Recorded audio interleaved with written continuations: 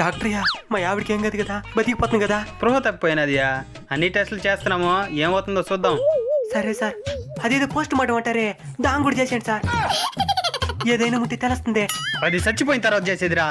ఓ అవునా, అయితే చచ్చిపోయిన తర్వాత చేద్దరులే. సార్ నన్ను ఒకసారి మా ఆవిడ దగ్గర దొరుకోమనండి సార్. ఓ షిట్, కోమాలోకి వెళ్ళిపోయినది. కోమాలోకి వెళ్ళిపోయినదా? వద్దు సార్, వచ్చేమనండి. అంటే వాళ్ళ ఆడబిడ్డది పిల్లి ఉండదే, ఇద్దరు ఖచ్చితంగా పోవాలా. ఏయ్, ఒక పక్క సస్తా ఉంటే మధ్యలో నీదేందిరా?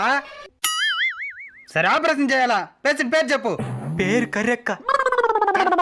పేరు వయసు 35 సార్.